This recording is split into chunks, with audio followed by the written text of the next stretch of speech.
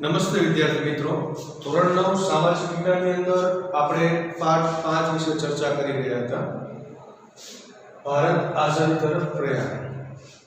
પાંચમા પાઠની અંદર અત્યાર સુધીમાં આપણે ગાંધીજીનું જે મુખ્ય આંદોલન હતો, ખાસ કરીને એમાં દાંડી કૂચ વિશે આપણે ચર્ચા કરી હતી. દાંડી કૂચની અંદર ગાંધીજીએ મીઠાનો જે અન્યાય કાયદો હતો એ કાયદા વિરુદ્ધ એક આંદોલન છેડ્યું કે જે અંગ્રેજ સરકાર દ્વારા મીઠા ઉપર કર નાખવામાં આવ્યો હતો.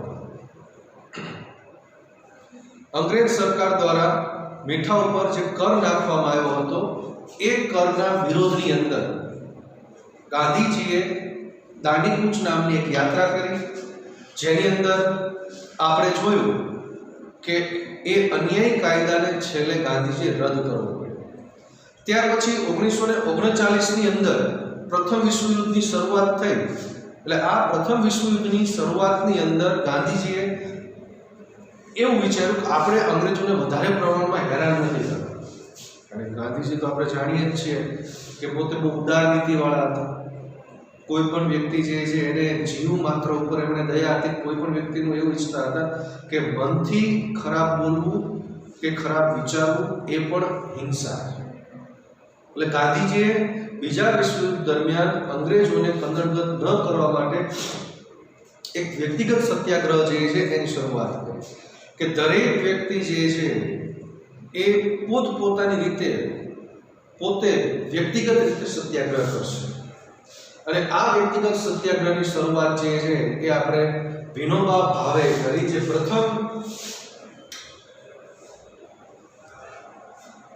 વ્યક્તિગત સત્યાગ્રહી હતા.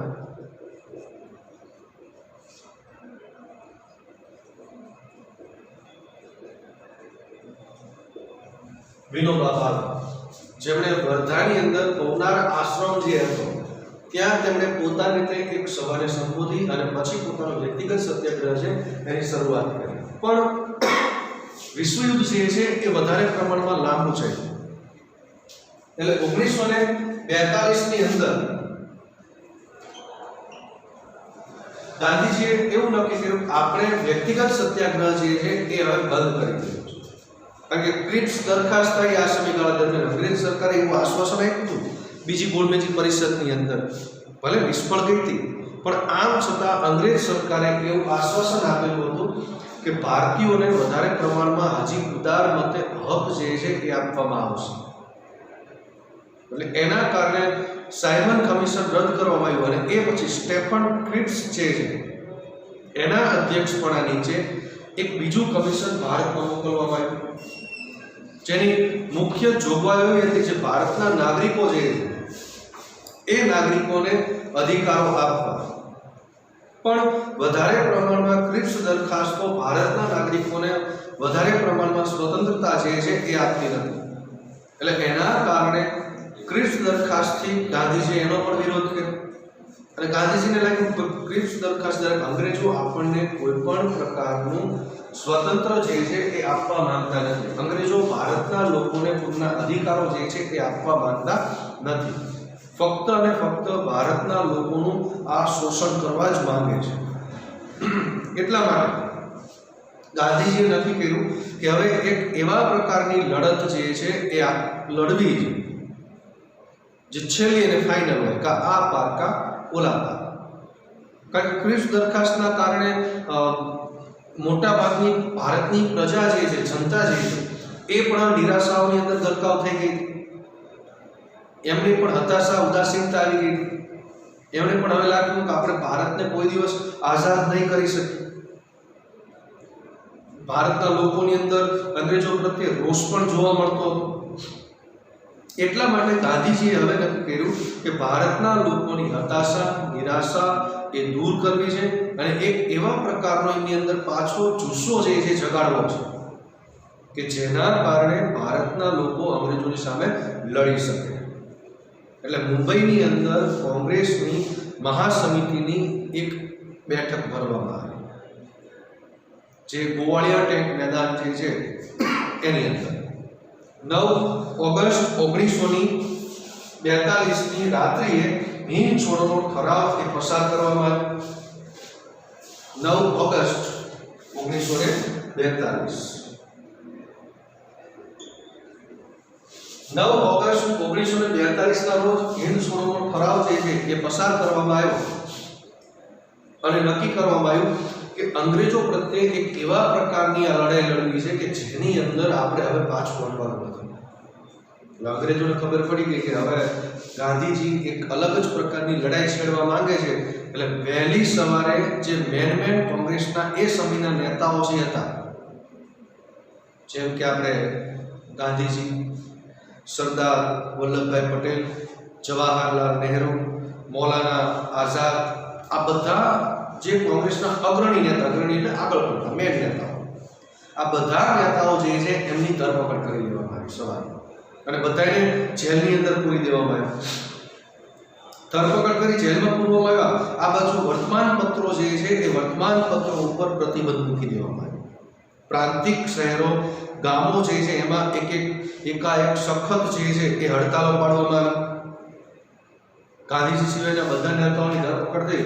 લોકોનો મુખ્ય એક જ નારો હતો કે ગાંધીજી અને એમના સાથીઓ જે છે એને દૂર કરવામાં આવે, એમને કોઈ પણ ભોગે છોડવામાં આવે. એટલે ગાંધીજીએ સ્પષ્ટ કીધું કે આ લડત જે છે એ મારા જીવનની છેલ્લી લડત છે. અને નાગરિકોને પણ એમને જણાવ્યું કે આ લડત જે છે એ લડત મારા જીવનની છેલ્લી લડાઈ છે. એટલે આ સમય દરમિયાન ગાંધીજીએ એક સૂત્ર આપ્યું,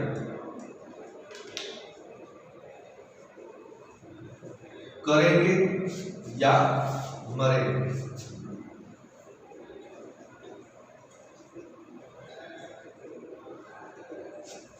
કરેંગે યા મરેંગે એનું આ સૂત્ર આપ્યું. કારણ કે ગાંધીજી સ્પષ્ટ ઈચ્છતા કે હવે મારા જીવનની છેલ્લી લડાઈ છે. અને એમને લોકોને પણ કીધું કે તમે તમારી અંદર આવેલી નિરાશા, હતાશા આ બધું ખંખેરી નાખો. જે એક પ્રકારની તમારી અંદર નિરાશા વ્યાપી ગઈ છે એને દૂર કરો, હતાશા આવી ગઈ છે એને દૂર કરો, તમારી અંદર એક નવું ચૈતન્ય જે છે એ રેડો, તમારી અંદર એક નવો જુસ્સો જે છે એ ઉભો કરો. અને આ જુસ્સા દ્વારા ગાંધીજીએ હિંદ છોડોનું આંદોલન, હિંદ છોડો એટલે ભારત છોડીને ચાલ્યા છે, એ લડતનો તેમણે પ્રારંભ કરાયો. અને આ સમય દરમિયાન ગાંધીજી આ સૂત્ર એવું કરેંગે યા મરેંગે લેકિન આઝાદી લેકર હી રહેંગે. આઝાદીની શરૂઆત થઈ મેળવવામાં આવી અને મોટા ભાગની બધે લગભગ ગામડાઓની અંદર, શહેરોની અંદર, નાના નાના કસ્બાઓની અંદર ખેડૂતો, યુવાનો, વિદ્યાર્થીઓ, સ્ત્રીઓ આ બધા આ લડતની અંદર જોડાયા. ત્યાં સુધી કે વ્યાપારીઓ જે છે એમણે પણ પોતાની દુકાનો બંધ કરી અને આ લડતોની અંદર જોડાઈ ગયા, કાર્યક્રમની અંદર પોતાનો આગળ પડતો ભાગ આપ્યો. આ બાજુ મજૂરો જે હતા કે જે અંગ્રેજોના કારખાનાઓની અંદર કામ કરતા હતા, એ મજૂરોએ પણ હડતાલ પાડી દીધી. જમશેદપુરની અંદર લોખંડનું કારખાનું જે હતું આ સમય દરમિયાન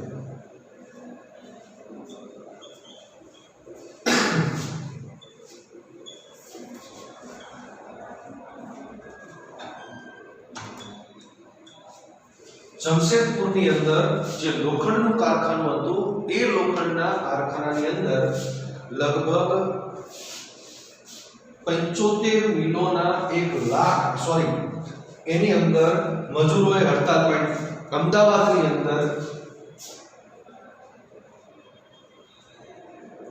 75 કાપડની મિલો જે હતી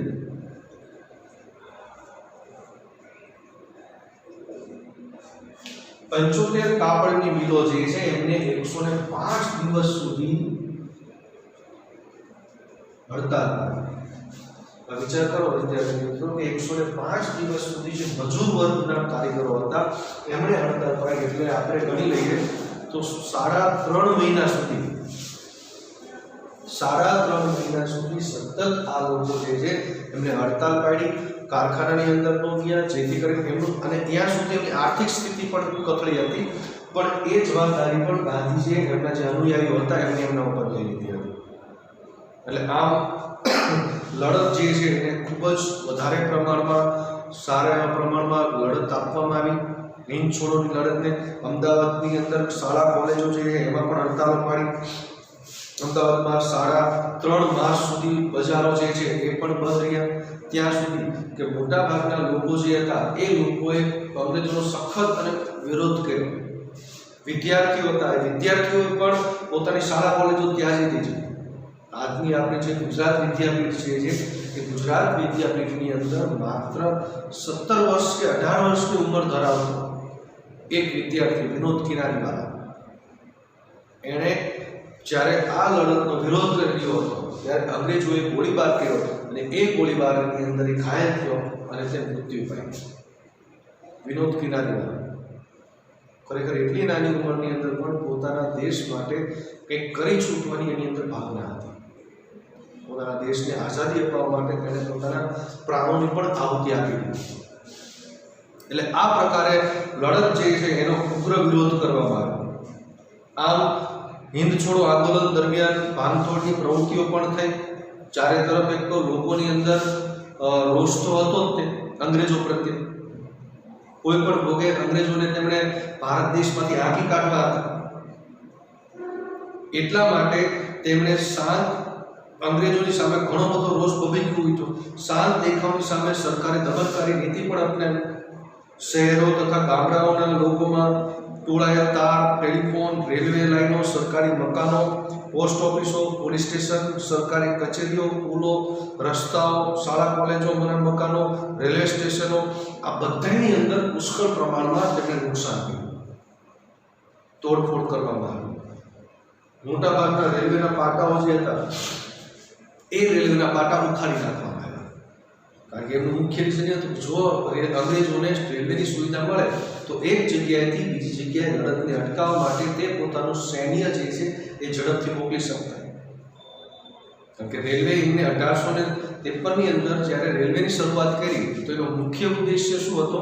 અંગ્રેજોને એનો લાભ મળે તે. કોઈ પણ ભોગે તે લડતને અંગ્રેજોના એમની જે રેલવે લાઈન જે છે એ અંગ્રેજોએ પોતાના લાભ માટે જ નાખી. એટલે હવે એક એવું ઈચ્છતા હતા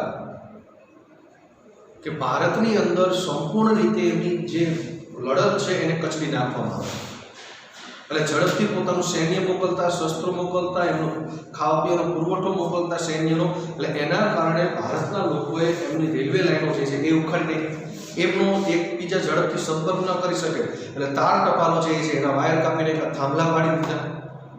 સરકારી કચેરીઓ જે હતી જ્યાં વહીવટી કાર્ય કરવામાં આવતું તે મકાનો પાડી દેવામાં આવ્યા. એની અંદર તોડફોડ કરવામાં આવી. શાળા કોલેજો જ્યાં અંગ્રેજો શિક્ષણ આપતા હતા એ શાળા કોલેજોને પણ તોડી નાખવામાં આવી અથવા તો સળગાઈ દેવામાં આવી. અમુક મિલકતો જે હતી એ મિલકતોને લૂંટવામાં પણ આવી. ઘણા બધા અંગ્રેજો જે હતા એમને મારી પણ નાખવામાં આવ્યા. એટલે ટૂંકમાં હિન્દ છોડોનો બનાવ જે છે એ બનાવ ઘણી રીતે એક હિંસાત્મક લડતની અંદર પરિવર્તિત થઈ ગયો. ઘણી બધી જગ્યાએ તો લોકોએ પોતાના બોમ્બ ધડાકા પણ કર્યા. અંગ્રેજો ઉપર પણ બોમ્બ ફેંકવામાં આવ્યા. કારણ કે ગાંધીજીએ કીધું કે આ મારી છેલ્લી લડાઈ છે કે કોઈ પણ ભોગે હવે ભારત દેશને આઝાદી અપાવવાની છે. લડતે એકદમ ઉગ્ર સ્વરૂપ ધારણ કરી લીધું અને મોટા વ્યાપની અંદર સામેલ. ઘણી બધી નાના નાના ગામડાઓની અંદર, કસ્બાઓની અંદર પણ આ લડત જે છે એ વધારે પ્રમાણમાં વ્યાપી ગઈ. એટલે ભારે દમન નીતિની સરકારે પણ શરૂઆત કરી દીધી. સરકારે પણ સામે એવું જ વિચાર્યું કે આપણે જે છે એ હવે પુષ્કળ પ્રમાણમાં આમની ઉપર અત્યાચાર કોઈ પણ ભોગે કંઈ પણ થાય પણ આમની લડત જે છે એ કચડી નાખવાની છે. એટલે સરકારે સતત ભાંગફોડ કરતા તત્વો જે હતા, લોકો જે હતા, ક્રાંતિકારીઓ હતા, સત્યાગ્રહીઓ હતા, એમના ઉપર ગોળીબાર કરવાનું શરૂઆત કરી. અથવા તો જે અહિંસાત્મક રીતે જે લડત આપતા હતા તો એમને પકડી અને જેલમાં મૂક્યા. આ સમય દરમિયાન 70,000 લોકોની ધરપકડ કરવામાં આવી અને એમને જેલમાં પૂરી દેવામાં આવ્યા. એ ઉપરાંત 538 વખત ગોળીબાર કરવામાં આવ્યો લોકો ઉપર. વિચાર કરો, 538 વખત ગોળીબાર કર્યો આ સમયગાળા દરમિયાન. એટલે 538 ગોળી નથી ફોડી, પણ એટલી વખત લોકો ઉપર ગોળીબાર કરવામાં આવ્યો, અસંખ્ય પ્રમાણમાં લોકો મૃત્યુ પણ પામ્યા.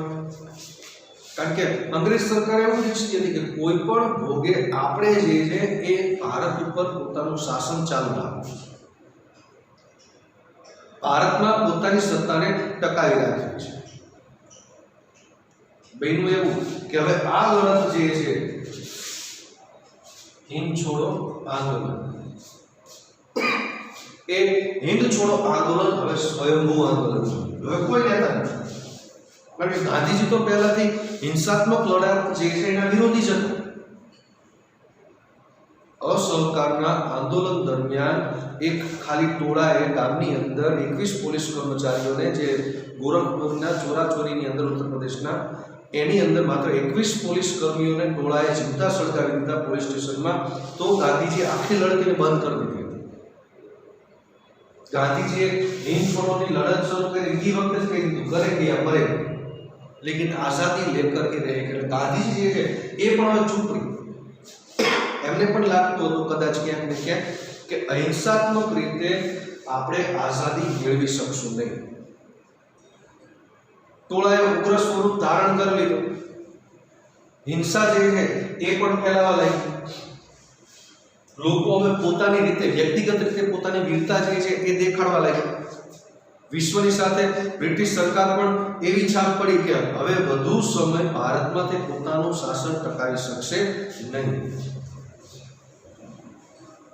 હવે એમને લાગવા લાગ્યું કે આપણે ભારતની અંદર વધારે પોતાનું શાસન ટકાવી શકશું. એટલે અંગ્રેજોએ કીધું કે આપણો ડોમિનિયન સ્ટેટ, તમને સ્થાનિક સ્વરાજ્ય આપવામાં આવશે. પણ ના, હવે ભારતના લોકોએ કીધું કે આપણે સ્થાનિક સ્વરાજ્ય જોતું નથી, ફક્ત અને ફક્ત હવે સ્વતંત્રતા જ જોઈએ. કોઈ પણ ભોગે અંગ્રેજો જે છે એ ભારત દેશની અંદરથી ચાલ્યા છે. લોકોની અંદર એક નારો પણ પ્રચલિત બન્યો, અંગ્રેજો ભારત છોડો, અંગ્રેજો ભારત છોડો. કોઈ પણ ભોગે હવે ભારતમાંથી જાતા જાઓ, અંગ્રેજ ક્વિટ ઇન્ડિયા. ઇંગ્લિશની અંદર પણ લોકો નારા લગાડતા.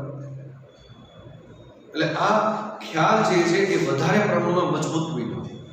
લોકોની આવી ઉગ્રતા જોઈ હવે અંગ્રેજ સરકાર જે છે એ પણ મૂંઝાવા લાગી. એને પણ થવા લાગ્યું કે આપણે ભારતની અંદર પોતાનું શાસન હવે લાંબા સમય માટે ટકાવી શકશું નહીં. એટલે એના કારણે જ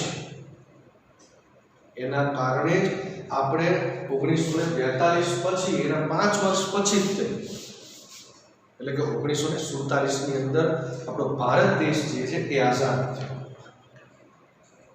ત્યાર પછી હવે આગળ વાત કરીએ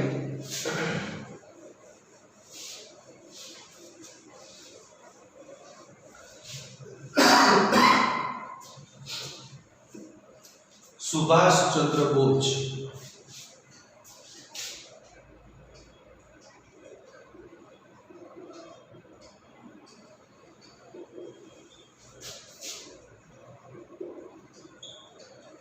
સુભાષચંદ્ર બોઝનો આપણે થોડો જીવન પરિચય લઈએ.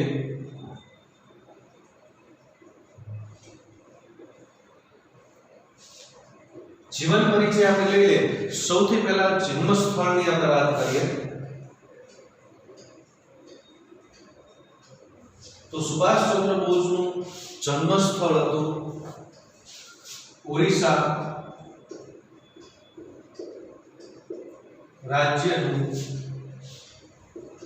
કટક શહેર. ઓરિસ્સા રાજ્યનું કટક શહેર. એમનો જન્મ તારીખ 23 જાન્યુઆરી 1857.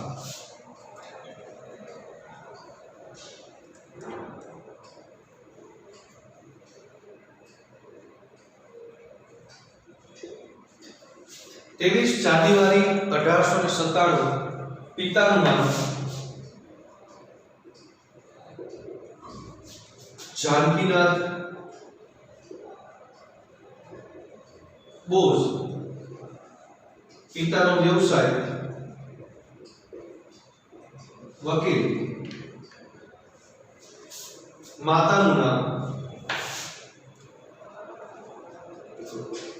પિતાનું નામ હતું જાનકીનાથ બોઝ, વ્યવસાય વકીલ હતા. માતાનું નામ હતું શ્રીમતી પાર્વતી દેવી.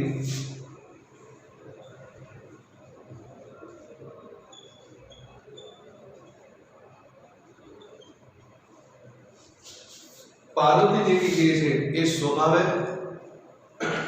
ધાર્મિક વૃત્તિવાળા હતા અને પિતા જે છે એ વ્યવસાય વકીલ હતા. અને ટૂંકમાં એક સરકારી વકીલ હતા. અંગ્રેજોની અંદર એમના સરકારી વકીલ તરીકેની નોકરી કરતા હતા. પણ આમની બંનેની એક તો માતાની ધાર્મિક વૃત્તિવાળા હતા એટલે સુભાષચંદ્ર બોઝ ઉપર એમની પણ છાપ સારી પડી હતી, સંસ્કારો સારા મળ્યા. પિતા પોતે વ્યવસાય વકીલ હતા એટલે એમણે પણ એવું ઈચ્છતા હતા કે એમનો પુત્ર પણ ઘણી ઘણી અને સારી એવી નોકરી કરે, સરકારી નોકરી. કદાચ એમને એવો ખ્યાલ નહીં હોય કે આ જે છે સુભાષચંદ્ર બોઝ એ અંગ્રેજોની સામે પડશે એમની નોકરી કરવાની જગ્યાએ. એ વખતે શરૂઆતનું એમનું શિક્ષણ જે છે એ ત્યાં કોલકાતાની પ્રેસિડેન્સી કોલેજ જે હતી એ પ્રેસિડેન્સી કોલેજની અંદર તેમણે ત્યાં શિક્ષણ મેળવ્યું. પણ ત્યાર પછી હજી પણ એમને ભણવાની વધારે પ્રમાણમાં ઉત્તેજના હતી કે કોઈ પણ ભોગે એમને વકીલ બનવું હતું. એ વખતે તો વકીલ બનવા માટે ઇંગ્લેન્ડની અંદર જવું પડતું, ભારત વધારે અભ્યાસ માટે, કારણ કે ભારતની અંદર એટલા બધી પ્રમાણના શિક્ષણ સંસ્થાઓ પણ નથી કે ભારતમાં સારી રીતે લોકો ભણી શકે. એટલા માટે જો જે મહાનુભાવો થયા એ બધાએ વિદેશની અંદર જઈને શિક્ષણ લીધું છે. એ ગાંધીજી હોય, સરદાર વલ્લભભાઈ પટેલ હોય, બી.આર. આંબેડકર હોય કે પછી આપણે જવાહરલાલ નહેરુ હોય, સુભાષચંદ્ર બોઝ હોય, મોટા ભાગના સરકારી વકીલ તરીકે જ વ્યવસાય કરતા હતા. એટલે આપણે વધારે અભ્યાસ કરવા માટે લંડનની અંદર ગયા અને લંડનની અંદર ICS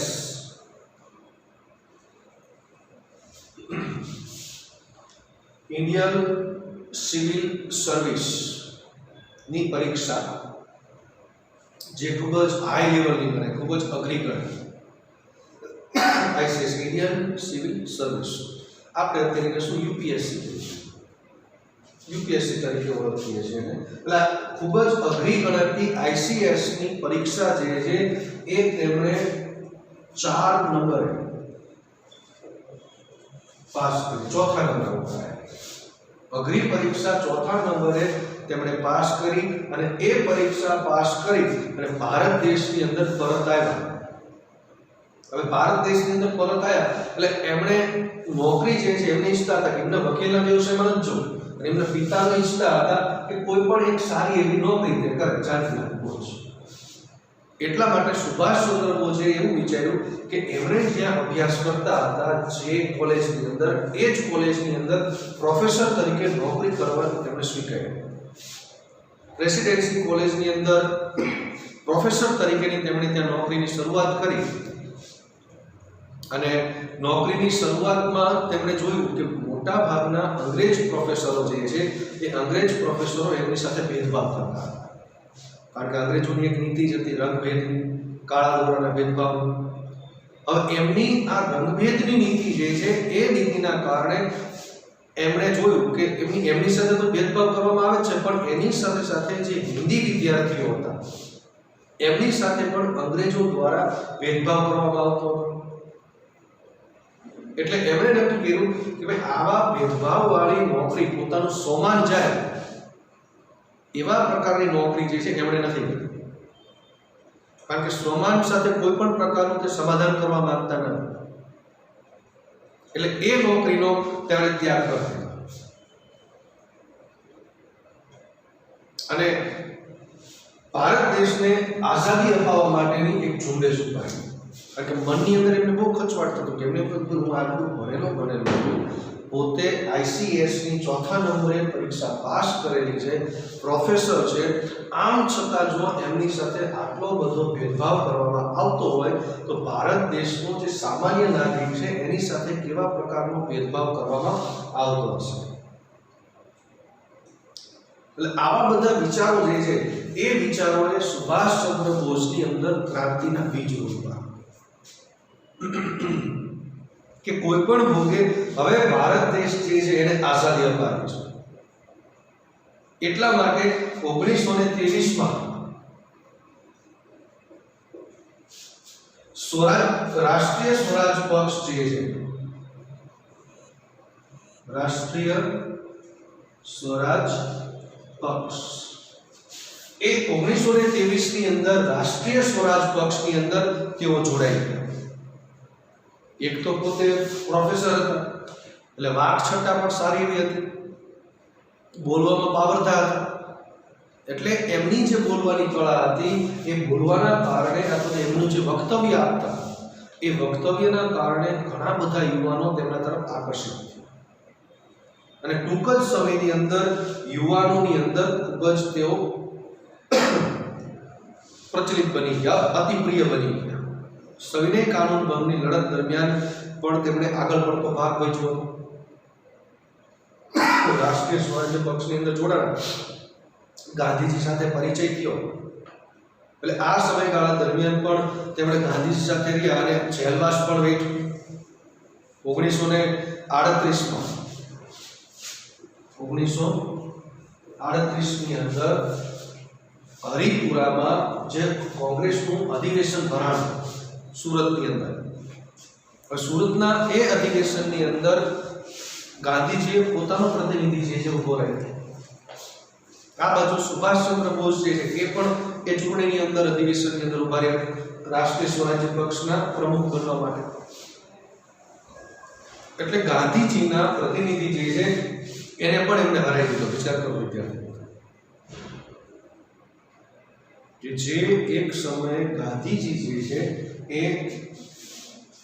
લોકોની અંદર એટલા બધા પ્રિય હતા, એમના દ્વારા ઊભો કરવામાં આવેલો પ્રતિનિધિ જે ઊભો રાખવામાં આવેલો પ્રતિનિધિ જે છે એને પણ ગાંધીજીએ હરાવી, સુભાષચંદ્ર બોઝ જે છે એને હારાવ્યો. અને માત્ર 41 વર્ષની ઉંમરે એટલે કે યુવાન વયે તેઓ રાષ્ટ્રીય સ્વરાજ્ય પક્ષ જે છે એના પ્રતિનિધિ બની ગયા. એક તો યુવાનોની અંદર અતિ પ્રિય હતા જ, પણ એમની સાથે ખાસ કરીને ગાંધીજી સાથે સુભાષચંદ્ર બોઝ જે છે એમને ઘણો બધો મનમોટાવ થયો. મનમોટાવના કારણે એમને લાગ્યું સુભાષચંદ્ર બોઝને કે આપણે રાષ્ટ્રીય સ્વરાજ્ય પક્ષ જે છે એની અંદર જોડાઈ રહી અને આઝાદી મેળવવાની લડત લડી શકાશે. હવે જો આઝાદી મેળવે, કારણ કે ગાંધીજીના વિચારો આપણે પહેલાથી જાણીએ છીએ કે કેવા પ્રકારના હતા, ખૂબ જ અહિંસાત્મક હતા, હિંસાના સખત વિરોધી હતા. જ્યારે સુભાષચંદ્ર બોઝ જે છે એ એવું ઈચ્છતા હતા કે હિંસા અથવા તો અહિંસા જેનાથી આઝાદી મળે તે આપણે હથિયાર ઉપાડવું જોઈએ. તમારું રક્ષણ કરવા માટે તમે હથિયાર ઉપાડી શકો, કોઈને હેરાન કરવા માટે હથિયાર ના ઉપાડી શકો. આ સુભાષચંદ્ર બોઝ ત્યાં સુધી કે તમારા સેલ્ફ ડિફેન્સ માટે તમે હથિયાર ઉપાડો તો હિંસા નથી. જો તમે કોઈ વ્યક્તિને હેરાન કરો છો એમ તો તમે હિંસા થઈ રહી છે. કારણ કે આપણે જાણીએ છીએ કે અંગ્રેજો કઈ રીતે આપણી પર અત્યાચાર કરતા હતા, સત્યાગ્રહીઓને મારતા હતા. લાલા લજપતરાયનું અવસાન એના કારણે જ થયું હતું. ગોવિંદ વલ્લભ પંત જે છે એમણે તો પોતાની આખી કહેવાય બે પગ ગુમાવી દીધા હતા, કાયમી અપંગ બની ગયા હતા. તો એવા સમયે અંગ્રેજોનો વિરોધ કરવો જોઈએ. જો એમણે આપણી ઉપર લાઠી કરે, લાઠીચાર્જ કરે, તો આપણે પણ એમની ઉપર લાઠી ઉપાડવી જોઈએ, એમાં કોઈ હિંસા નથી. એટલે આના કારણે સુભાષચંદ્ર બોઝના વિચારો અને ગાંધીજીના વિચારો જે છે એનો મેળ ન થયો. એટલે એના કારણે ગાંધીજીએ સુભાષચંદ્ર બોઝે રાષ્ટ્રીય સ્વરાજ્ય પક્ષ જે છે એને છોડી દીધો અને આ એક પોતાનો નવો જ પક્ષ છે એની સ્થાપના કરી, જેનું નામ હતું ફોરવર્ડ બ્લોક. અને આ ફોરવર્ડ બ્લોક દ્વારા તેમણે ભારત દેશને આઝાદી અપાવવા માટેની લડત છે એ ચાલુ રાખી અને સતત આઝાદી મેળવવા માટેની લડતની અંદર તેઓ ચાલતા ગયા, આગળ જ વધતા ગયા. અને હવે પછી આપણે જ્યારે મળશું ત્યારે આગળની ચર્ચા કરીશું. આટલું રાખીએ છીએ. અસ્તુ.